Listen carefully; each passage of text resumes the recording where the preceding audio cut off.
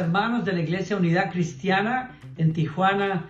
Danilo y Gloriana, les queremos felicitar por 40 años de ser iglesia y de ser luz y sal en el nombre del Señor. Felicitamos a los pastores también y oramos en el nombre de Jesús que el Espíritu Santo sea guiándoles a cosechar muchas más vidas y cambiar Tijuana por el Espíritu Santo. Y yo creo que el Señor nos ha preparado para ser testigos de un avivamiento, mover del Espíritu Santo extraordinario en estos años. Así es que estamos listos para eso. Felicidades.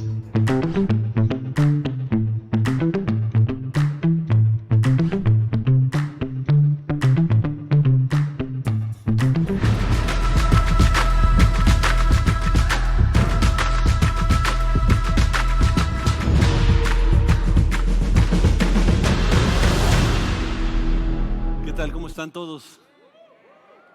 ¿Qué bien se ven? Lo que se ve. Vamos a preparar nuestro corazón para recibir la palabra. Señor Jesús, te damos muchas gracias por tu amor, tu misericordia y el permitirnos estar aquí, Señor. La gracia tuya sobre nuestra nación, que todavía tenemos la libertad, Señor, de poder reunirnos para adorar. Y por ello te damos gracias, Señor, en el nombre de Jesús. Amén. Amén. Entonces ahorita les van a prender la luz para que puedan usar, vamos a usar mucho la Biblia hoy, entonces el auditorio si lo pueden iluminar un poquito. Vamos a hablar sobre hoy celebramos usualmente el Domingo de Ramos. Se llama así porque cuando Jesús entra a Jerusalén en la última semana, estamos hablando de los últimos 7 días de la vida de Jesús. La gente estaba ahí para la Pascua. Como no había suficientes hoteles, no había suficientes espacios donde dormir, la gente acostumbraba a algo que se acostumbraba durante la fiesta de tabernáculos en Israel, donde venían y colocaban y hacían una tiendita, un cuartito donde ellos vivían ahí y lo cubrían con hojas de palmera. Entonces, y eso era lo que usaron ese día para poner no solo sus mantos, pero también las palmeras, las hojas de palmera, para que Jesús pudiese caminar. Pero nada de lo que hizo Jesús es casualidad. Todo tiene un porqué. Y por eso nosotros vamos siempre al Antiguo Testamento para ver lo que proféticamente se dijo de Él. Yo le he subtitulado a esta entrada triunfal, vuelve la gloria, porque tiene una razón. Vamos a empezar con el evento en Juan capítulo 12. Nos habla, dice, por este tiempo, ya me fui a Hechos, bueno, en ese tiempo era para alguien que está aquí, ¿no? Dice, 6 días antes de que comenzara la celebración de la Pascua, Jesús llegó a Betania, a la casa de Lázaro, y vamos a hacer una pausa ahí, en Juan capítulo 12. Vamos a estar leyendo Marcos, el Evangelio de Marcos, pero llega, y siempre que tú ves en los relatos de la Biblia, van a decir subieron a Jerusalén, porque Jerusalén es básicamente una de las ciudades, no la ciudad, pero una de las ciudades más altas. Entonces se consideraba que como ahí habitaba Dios, entonces tú mirabas hacia arriba y subías hacia aquel lugar. Entonces era importante, entonces por eso dice bajaban de Jerusalén o subían a Jerusalén. Es importante esa nota. Y dice 6 días antes de que crucificaran, entonces entendemos que eso sería, uno diría, bueno, es el domingo, pues, ¿no? El domingo aproximadamente es del tiempo que estamos nosotros hablando. Pero todavía todo empieza 7 días antes. Ahora, 7 días antes es el viernes, no el sábado. Y eso es confuso para mucha gente porque no entienden los términos de Dios. Por eso hay mucha gente que de pronto me escribe y dice, Jesús no fue crucificado en viernes porque de viernes a domingo son 2 días, no son 3 días. Entonces tuvo que ser crucificado en jueves. Lo que pasa es que eso sería normal en nuestros términos, pero en términos de Dios es muy distinto. El día, por ejemplo, empieza en la tarde y termina el siguiente día cuando baja el sol. Entonces, es decir, hoy estaríamos en domingo, pero a partir de las 6, 7 de la tarde ya sería el lunes. Sí me explico. Y ese es el término de Dios, pero cuando nosotros lo contamos en nuestros días, de hecho, en nuestros días somos medio confusos. Decimos, tuve un sueño anoche. ¿Cuándo? Decimos, pues el sábado en la noche. Realmente el domingo empezó a las 12 con un segundo.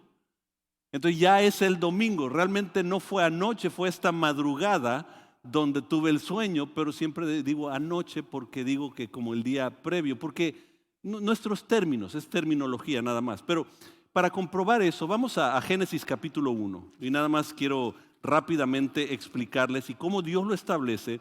Y el pueblo judío usa esos términos que Dios establece.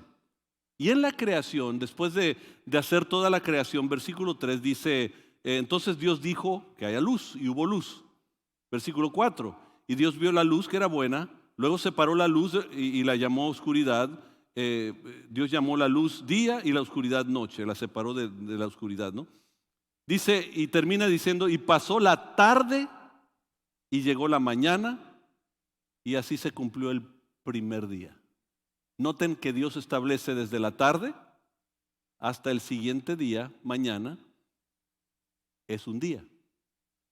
Entonces, en el término judío, si por ejemplo alguien es crucificado en la mañana, por ejemplo del viernes, es el jueves, por decirlo así.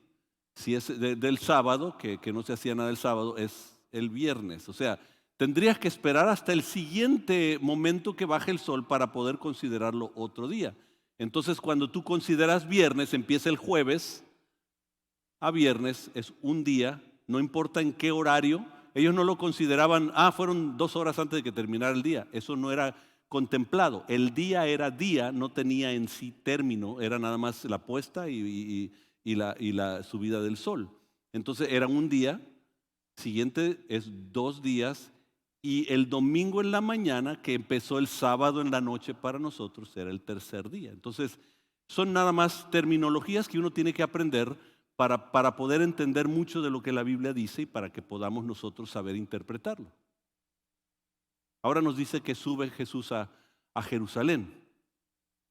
Y cuando Él va, Él empieza a darle los datos. De hecho, podemos empezar la entrada triunfal desde 14 días antes.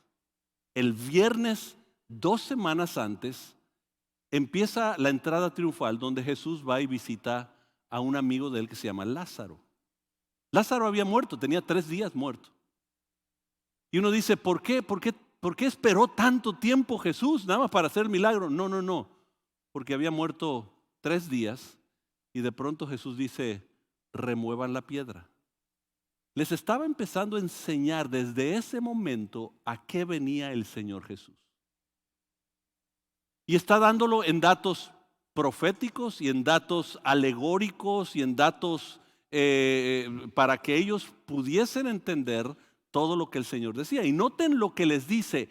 Después de la resurrección de Lázaro, se junta con los discípulos. Le dice esto en Mateo, capítulo 20, versículo 17. Dice, mientras Jesús subía a Jerusalén, tomó a sus 12 discípulos aparte y les dijo en el camino. Ahora, sí entiendan que la mayoría de los evangelios, especialmente Juan, está escrito, la mayoría del evangelio tienen que ver con los últimos 7 días de la vida de Jesús. No es todo el ministerio. La mayoría del ministerio de Jesús fue en la región de Galilea. Y a veces iba hacia el norte, a veces entraba a Jerusalén, pero casi todo fue en Galilea. Y de pronto en lo último se la pasa en Jerusalén, porque Él viene con un objetivo, dar su vida por nosotros. Entonces ya está con Lázaro, ya empieza a hablarle a sus discípulos y le dice, he aquí subimos a Jerusalén y el Hijo del Hombre será entregado a los principales sacerdotes y los escribas y los condenarán a muerte, lo entregarán a los gentiles para que se burlen de Él, lo azoten y lo crucifiquen, pero al tercer día resucitará. Más claro no canta un gallo. Les dijo exactamente lo que iba a hacer, pero como todos estaban texteando y viendo sus redes sociales para ver cuántos likes tenía Pedro. Y el momento que Jesús está en oración y se para y dice, llegó mi momento, vamos a la cruz. Y Pedro se para enfrente, no, jamás te dejaré ir a la cruz. Y él dice, apártate de mí, Satanás, estás pensando como los hombres. Piensas que 3 días son 2 y 2 días son 3, cuando Dios piensa totalmente distinto. Piensa como Dios, no como el hombre. Pero ya se lo había dicho. Se lo estuvo repitiendo varias veces. Esto es mi objetivo. Finalmente, cuando llega a esa región, después del incidente de la resurrección de Lázaro, surgen algunos milagros y algunas enseñanzas muy importantes. Pero hace 3 cosas muy importantes. Sana a un hombre, llega a Jericó y sana a un hombre llamado Bartimeo. Lo vemos en Marcos capítulo 10. Come con Zaqueo. Lo vemos en Lucas capítulo 19. Después de eso, ahí mismo en Jericó, comió con Zaqueo. ¿Se acuerdan quién era Zaqueo, no? El recaudador de impuestos que le había robado a medio mundo, que es muy raro que los impuestos hagan eso. Entonces, Zaqueo tiene un encuentro con Jesús. Hay muchos que vienen de iglesias y se recordarán de la canción, ¿no? Zaqueo era un chaparrito así que vivía en... Wow, algunos se lo saben, muy bien, muy bien. Comió con Zaqueo y cambia su vida. Hay un saqueo espiritual, pero transforma la vida de este hombre. Y después se va a tener una cena en la casa de Lázaro. Ya pasó una semana.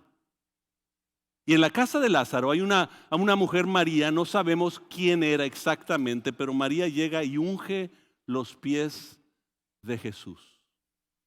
Algunas en tradición dicen que es María Magdalena porque está recordando el perdón y todo eso, pero unge. Pero todo esto tiene algo que ver con lo que el Señor viene haciendo. Quitar la ceguera espiritual, hacer una transformación, pero luego empieza la unción de Jesús. Vamos a Marcos capítulo 11.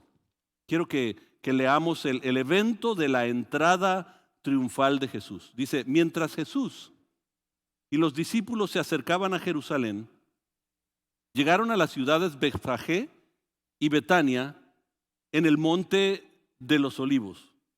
Betfagé significa realmente casa de higos y Betania significa casa de fruto.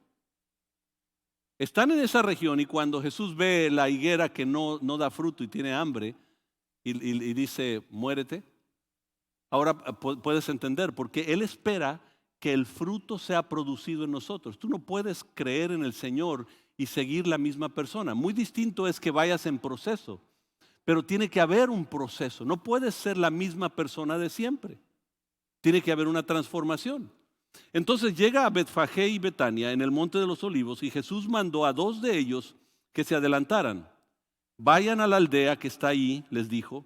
En cuanto entren, verán a un burrito atado que nadie ha montado jamás. Desátenlo y tráiganlo aquí. Si alguien les pregunta, ¿qué están haciendo? Simplemente digan, el Señor lo necesita y Él lo devolverá pronto. Suena como que está tomando algo sin autorización, ¿verdad? Pero Dios es el dueño ¿de qué? ¿De qué? Y la palabra el Señor lo necesita, la palabra que se usa en el griego es Kyrios. Kyrios significa realmente el supremo, el grande. Entonces imagínate los dueños de aquellos animales y de pronto diciendo, a ver, ¿quién será? ¿Será el César de Roma? ¿Será el rey que tenemos aquí? ¿Será el gobernador de la región? ¿Quién será? ¿No? Entonces, préstenselo, queremos saber quién está en esto. Yo me imagino que todos ellos estaban en la procesión. Versículo 4, los discípulos salieron y encontraron el burrito en la calle atado frente a la puerta principal. Mientras lo desataban, algunos que estaban ahí les preguntaron, ¿qué hacen? ¿Qué están haciendo? ¿Por qué desatan ese burrito? Y ellos contestaron lo que Jesús había dicho y se les dio permiso para llevarlo. Así que llevaron el burrito a Jesús y pusieron sus prendas encima y él se sentó ahí. Muchos de la multitud tendían sus prendas sobre el camino delante de él y otros extendían ramas frondosas que habían cortado en los campos. Jesús estaba en el centro de la procesión y la gente que rodeaba gritaba, algunas versiones dicen, ¡Hosana! Aquí dice, alaben a Dios. Hosana significa sálvanos. Porque siempre hay un concepto que nosotros tenemos de lo que va a ser el Salvador. ¿Qué es que nos salve? Pues que nos quite los problemas. Y de pronto el Señor dice, en el mundo vas a tener aflicción. Entonces tú dices, bueno, entonces, ¿qué está haciendo el Señor? O sea, no entiendo. Lo que pasa es que Jesús lo dijo muchas veces con los discípulos. Mi reino no es reino de esta tierra.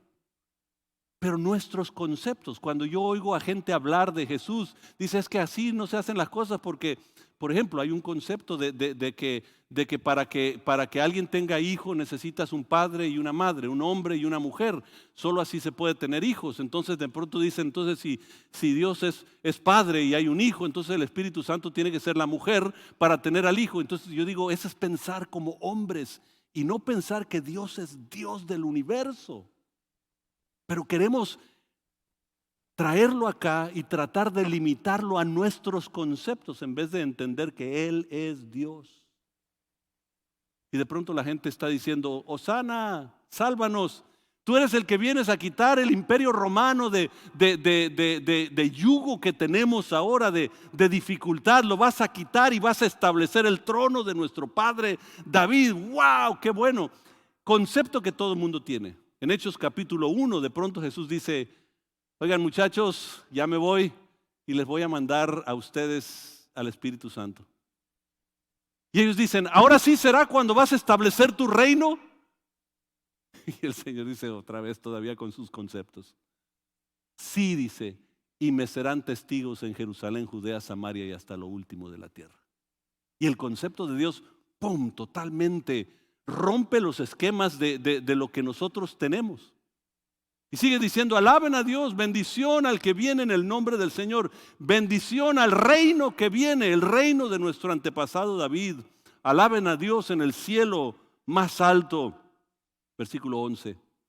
Así Jesús llegó a Jerusalén y entró al templo. Después de mirar todo detenidamente a su alrededor, salió porque ya era tarde. Después regresó a Betania con los 12 discípulos. Y tú dices, ¿todo esto por qué sucede? Bueno, todo tiene una razón. Él está en la región de Betfagé y Betania. Yo he estado varias veces en Jerusalén y si no te ha tocado ir, esa sería una oración que le puedes hacer a Dios. Señor, me gustaría poder ir algún día para ver, pero tú ves, el monte de los olivos es donde está Betfagé y Betania y está arriba de Jerusalén. Yo sé que el lugar alto dicen que es Jerusalén y sí es porque es el momento el concepto de mirar a Dios en aquel tiempo. Pero en regiones había otros lugares más altos y entre ellos está a un lado el monte llamado el Monte de los Olivos. Y tú te puedes parar en ese monte, mirar hacia abajo y ver exactamente cómo está la ciudad antigua de Jerusalén. Y hay un camino que pasa por el Monte de los Olivos. Abajo está el Getsemaní y de pronto el Valle del Cedrón y luego un camino que hace como heces que entra por la puerta oriental que entra al templo. Y tú lo puedes ver en este mapa, más o menos es esto. Aquí está el monte alto donde tú puedes ver hacia la antigua, sería la antigua ciudad de Jerusalén. Y puedes ver y puedes bajar por aquí y entrar al camino que entra por la puerta oriental y entra a la región de lo del templo. Y es importante entender eso. Ahora, habiendo dicho esto, Jesús cuando nace para ser rey. Y yo sé que eso destruye nuestros conceptos de cómo debe de nacer un rey. Especialmente porque el mundo nos pinta la sangre real y cómo debe de ser, qué tipo de cultura, qué tipo de forma, con quién se puede casar, con quién no se puede casar.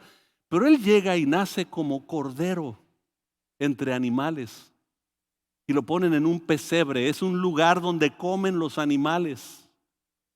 Y tú dices, eso no tiene nada que ver con realeza.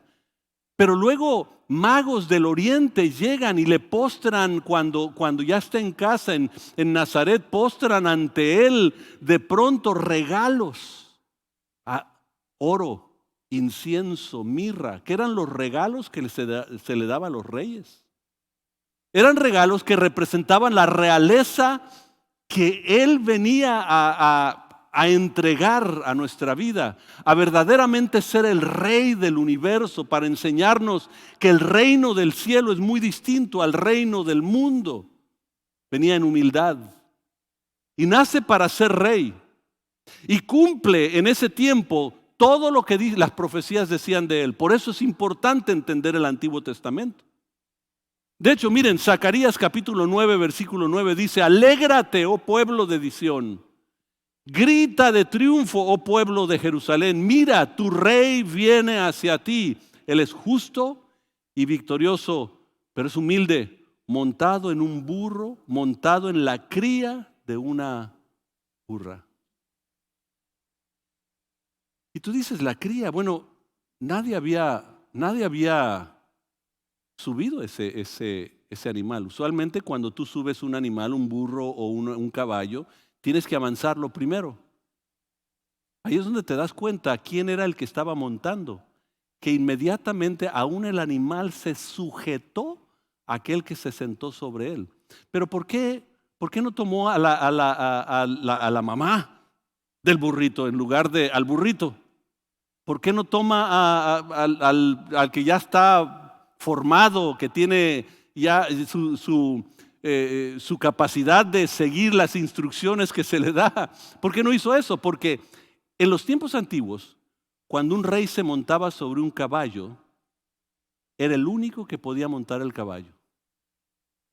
Ellos domaban al caballo y se lo preparaban y nadie más podía subir ese caballo, solo el rey. Ni para pasearlo de vez en cuando, solo un rey podía montar. Y cuando el Señor dice, ve por ese burrito que nadie ha montado, estaba diciendo, porque yo vengo como el rey del universo. Y empieza a decir exactamente lo que está pasando. Ahora, ¿de quién estamos hablando? Váyanse a Génesis capítulo 49. En Génesis capítulo 49, Jacob está dando la profecía última a sus hijos. Ya está por morir. Y él quiere dejar el legado espiritual de su descendencia. Él quiere asegurar que ellos entienden lo que Dios quiere para su vida. Y empieza con el mayor y le dice, mayor, Rubén, eres el mayor, eres la fuerza, tu juventud vigorosa, pero no le da la bendición máxima. De pronto Simeón y Leví, pues ustedes también, armas, instrumentos, van a ser capaces, pero no les da la bendición máxima que puede dar. Pero llega el cuarto hijo, Judá, y dice, Judá, versículo 8, 49:8, dice, Judá, tus hermanos te alabarán, agarrarás a tus enemigos por el cuello, todos tus parientes se inclinarán ante ti. Judá, hijo, es un león joven que ha terminado de comerse a su presa. Se agazapa como un león y se tiende como una leona. ¿Quién se atreverá a despertarlo? El cetro no se apartará de Judá, ni la vara de mando de sus descendientes, hasta que venga aquel a quien le pertenece, a quien todas las naciones honrarán. Y de pronto le da una profecía que es el final, que es el verdadero rey. Está diciendo, tú eres el león de la tribu de Judá. Tú eres el que vas a gobernar. Y noten cómo termina su oración por Judá. Él ata a su potro en una vid, la cría de su burro a una vid escogida. ¡Wow! Y de pronto te das cuenta que está cumpliendo la profecía de unas palabras que dio Jacob, a lo mejor entendiendo lo que estaba diciendo o no. Era lo que Dios le guió a decir para que entienda que aquel que se estaba parando aquel día y le dijo a sus discípulos, vayan, tráiganme, pero no a la burra, al burrito. El que nadie ha montado, sobre ese me montaré porque voy a cumplir la profecía que Jacob dio para la humanidad, porque ha llegado el león de la tribu de Judá. Y de pronto, en la tradición judía, entonces nadie podía haber montado el caballo del rey. Entonces, él estaba diciendo, yo soy el rey. Ahora, lo curioso es que cuando toman el burrito y se lo traen a Jesús, antes de que Jesús se sube, ponen sus mantos como si fuera la montura para el caballo. Le ponen los mantos. La gente que está también en las calles empiezan a poner sus mantos y las hojas de palmeras y todo eso para que él pueda caminar. Y tú dices, bueno, ¿y eso por qué? ¿Qué fue lo que sucedió? Bueno, todo esto empieza con un evento de un rey de Israel llamado Acab. Acab era el rey del norte. Israel estaba dividido en dos, Israel en el norte y Judá en el sur. Entonces estaba dividido en dos y el rey de Israel era Acab. Acab empieza a escuchar que viene un imperio llamado Asiria, y como Asiria viene con una fuerza imponente, entonces él decide ir a hacer alianza con alguna otra fuerza y encuentra un pueblo que ahora se conoce como el pueblo palestino, un pueblo llamado Fenicia. Y los fenicios tenían un rey que también era sumo sacerdote. Adoraban a muchas deidades, entre ellos era Ashterot, y luego lo otro le llamaban los Baales, que significa básicamente los dioses. Y tenían sus profetas de Ashterot y también de los Baales. Y tenía una hija llamada Jezabel. Entonces acá va y hace alianza. Y quiero decirles esto, cada vez que tú vas a hacer alianza con el mundo, eventualmente te va a destruir. No puedes hacer alianza con el mundo, Dios no nos manda a eso. Dios manda a levantar a los hijos de luz para ser un ejemplo de la gloria de Dios. Pero hay muchos que piensan que tienen que hacer alianzas y hacerlo en la manera que lo hace el mundo. Entonces él fue a hacer alianza con Fenicia y de pronto la alianza lo lleva a decir, bueno, para confirmar esta alianza me caso con Jezabel. Jezabel de carácter fuerte, él no puede dominarla y ella llega a Israel y de pronto dice, qué enfadosa esta cultura y religión judía. Mejor lo que voy a hacer es establecer lo mío. Y empieza a tomar la religión y el paganismo, los Baales, adorar a los Baales, Ashterot, empieza a traer sus profetas, 200, 400, para empezar a profetizar y empieza a amenazar los profetas del pueblo de Israel y se van y se esconden en cuevas. Y es un siervo de Acab que es fiel a Dios, que empieza a llevarles comida para que puedan sostenerse, hasta que finalmente se levanta uno, dice, ¿cómo vamos a estar aquí con miedo? Entonces se levanta y va y reta a los profetas de los Baales y de Ashterot. Y después de todo eso, ella empieza a alejar tanto al pueblo de Israel, dice que Acab hizo lo malo ante los ojos de Dios. Qué triste. Ella murió en una forma muy vil. Finalmente el líder del ejército, que pronto será el próximo rey, el líder del ejército, va y manda a su gente para atraparla, porque ella era la que estaba llevando a pecado al pueblo. Entonces ella, de su orgullo tan grande, Jezabel va y se viste de reina, dice voy a morir, pero voy a morir como reina, y se pinta, se peina, se pone sus alhajas, porque iba a morir como reina. La tiraron por una ventana, cayó desde alto y aún los caballos la pisotearon. Murió vergonzosamente. Pero el orgullo, amados, hace algo horrible. Nunca te deja ver realmente nuestra deficiencia y nuestros errores. Es algo de lo más grande que hay, de lo más grave que hay. Y Jezabel así era. Y finalmente sus dos hijos uno toma posesión primero como rey de Israel y luego el otro hijo. Y dice la Biblia que los dos hicieron mal ante Dios. Hasta que llega Segunda de Reyes capítulo 9, versículo 13. Segunda de Reyes 9:13 dice, versículo 12, dice, él me dijo, ahora es Jehú, el que lideró el ejército para regresar al pueblo de Israel. Dice, él me dijo, esto dice el Señor, yo te he ungido para que seas rey de Israel. Y noten qué hacen. Enseguida ellos tendieron sus mantos sobre las gradas y tocaron el cuerno de carneros mientras gritaban, Jehú es rey. Tenían los mantos. Lo que estaba haciendo el pueblo, sin saber qué estaban haciendo, estaban ungiendo al que verdaderamente sería el rey del universo. Ellos querían a un rey que quitara Roma. Él estaba viniendo a transformar el corazón de la gente. Y ahora de pronto vemos a Jesús en el Monte de los Olivos y de pronto bajando por el camino del Monte de los Olivos, cruzando el Getsemaní y entrando al camino que entra a Jerusalén y entrando por la puerta oriental. Y tú dices, bueno, ¿por qué eso? ¿Por qué ese camino? ¿Por qué lo hizo así el Señor? Porque 586 años antes de Cristo surgió la cautividad de Babilonia. Después de Asiria llegó Babilonia, que era un pueblo interno del norte y del sur, pueblo interno que tomó posesión de Asiria con una fuerza grandísima.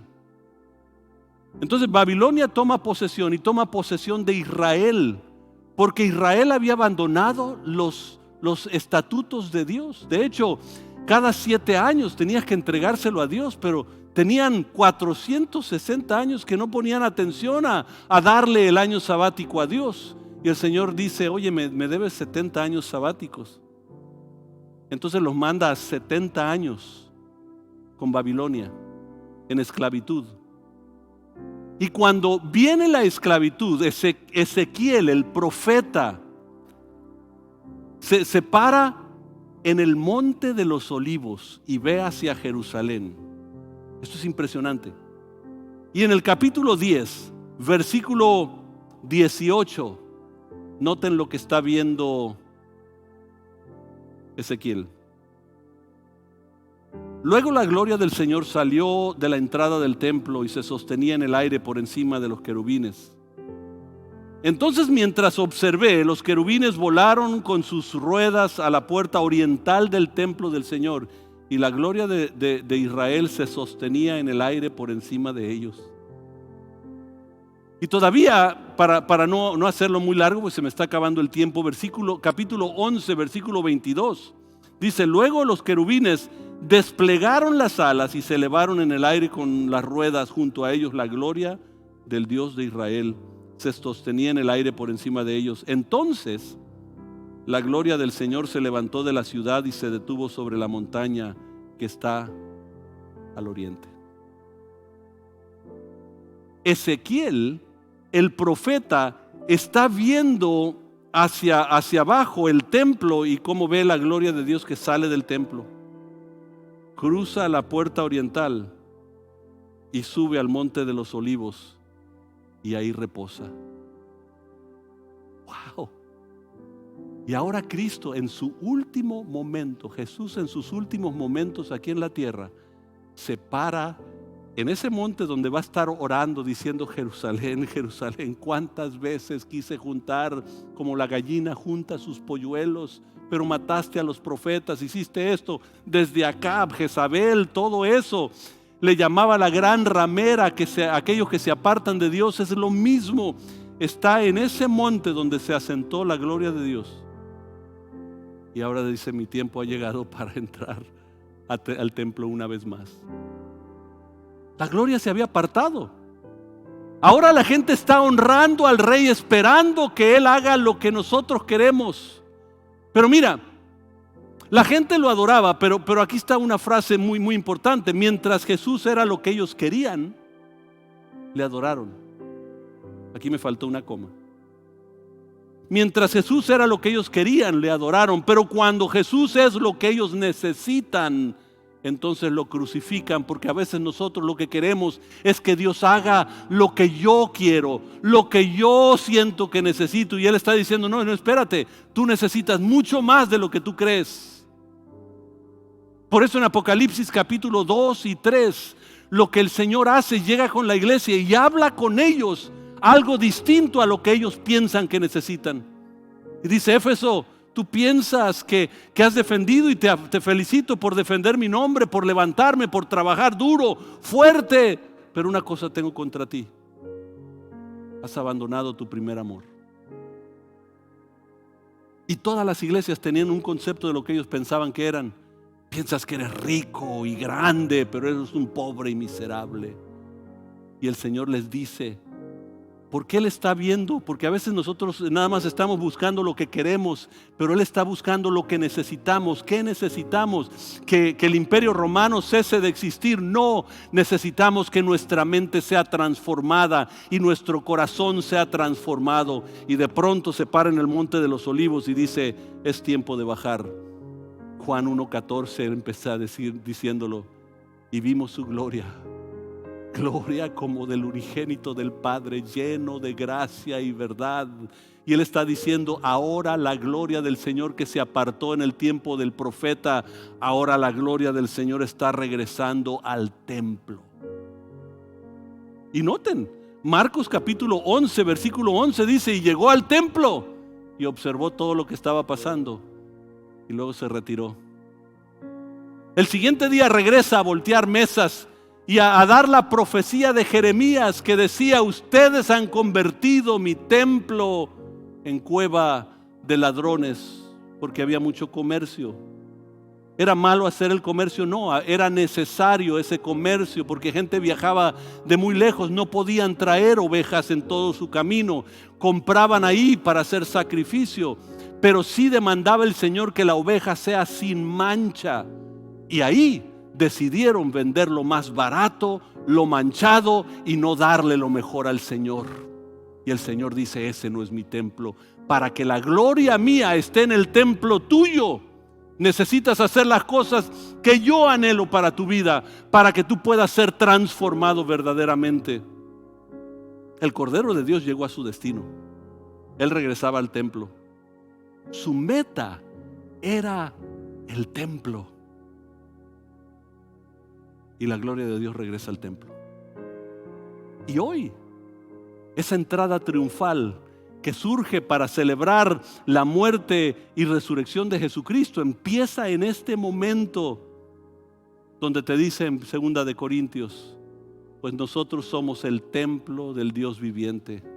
Como dijo Dios: viviré en ellos, caminaré entre ellos, yo seré su Dios y ellos serán mi pueblo. No, tú no necesitas sanidad, tú necesitas la gloria de Dios. No, tu casa no necesita restauración, necesita la gloria de Dios. Y a veces estamos buscando que el Señor nos libre del imperio romano, y el Señor dice: espérate, quiero transformar tu corazón, quiero transformar tu mente para que pienses, actúes, seas distinto y puedas ser la luz de Jesucristo en este tiempo de tanta oscuridad. Porque la gloria quiere regresar a tu casa. Pero hay muchos de ustedes que no han sentido la gloria de Dios en mucho tiempo, porque el profeta vio que se apartó, salió por la puerta del oriente y se fue al monte de los olivos. Y su recorrido para morir, Jesús, empieza en el monte de los olivos. Y empieza a decir: yo quiero restaurar todo.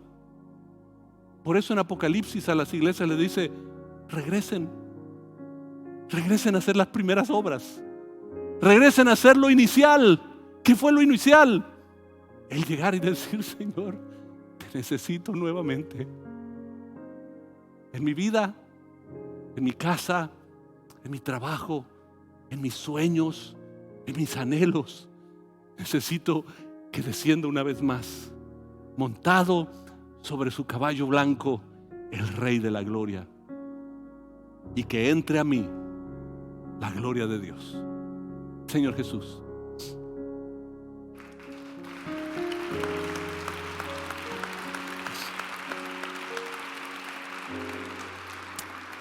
¿cómo quisiéramos que la vida fuera distinta, Señor? El pecado nos ha llevado por una una decadencia completa. Pero nosotros estamos buscando nada más que alivies nuestro dolor, cuando tú quieres hacer mucho más que eso. Quieres manifestar tu gloria en nuestra vida. Y eso es lo que la entrada triunfal muestra, que tú querías venir a mostrar tu gloria y regresaste al templo. Y ahora nos has hecho a nosotros el templo del Espíritu Santo. Señor, entra en nosotros nuevamente para que podamos ver tu gloria. Quiero ver tu gloria, Señor. Fue el clamor de Moisés. Quiero ver tu gloria, Señor. El clamor de tantos. Y finalmente, cuando lo vimos, lo que queríamos era liberación de aquello que nos oprimía, sin saber lo que más destruye es la eternidad y el destino donde la pasaremos. Señor, que tu gloria regrese a nuestras casas, en el nombre de Jesucristo. Si tú estás aquí y nunca habías recibido a Cristo como Señor y Salvador, si me estás viendo en línea y nunca habías recibido a Cristo como Señor y Salvador, Él está en el monte de los olivos esperando descender al templo de tu vida y dejar que la gloria de Él regrese a tu vida. Y es sencillo, todo lo que tienes que hacer es una oración, creyendo. Cierra tus ojos y di esto: Señor Jesús, gracias por dar tu vida en la cruz por mí. Todo lo hiciste para darme vida y vida en abundancia. En el nombre de Jesús lo recibo. Amén. Si hiciste esa oración, hoy empieza una nueva vida. Habrá alguien que lo hizo por primera vez, nada más para reconocerte. Ahí donde estás, levanta tu mano nada más para reconocerte. Si lo hiciste por primera vez, hay una persona acá, muchas gracias. Otras personas, gracias. Bienvenidos a la familia de Dios. Se acercarán personas que nada más les queremos entregar algo que les va a ayudar a crecer a ustedes. Si nunca habías recibido material así, también levanta tu mano. Alguien se acercará para que tú puedas recibir ese material. Si tú recibiste a Cristo en pantalla con nosotros, nada más pon la palabra acepto. Y si tú pones esa palabra, inmediatamente te llegará el material para que lo puedas descargar ahí mismo en tu computadora o en tu dispositivo. Y los demás vamos a dar a Dios nuestros diezmos y ofrendas.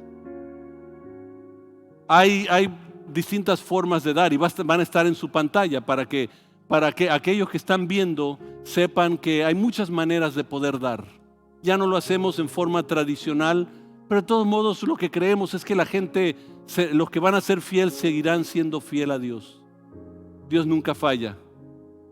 Y aquí lo que van a hacer, recibiste tu sobre, puedes poner ahí algo y incluye tu petición si quieres, por favor. Hacemos llegar eso al equipo de oración y hay unos buzones a la salida donde puedes depositar tu diezmo y ofrenda. Pero para aquellos que están en línea y ustedes, ¿por qué no oramos? Junten a su familia ahí donde tú estás en pantalla. Junta a tu familia para orar por los diezmos y ofrendas que tú vas a entregar y vas a reservar para el Señor ahí. Señor Jesús, la Biblia nos pide que honremos al Señor con nuestros bienes.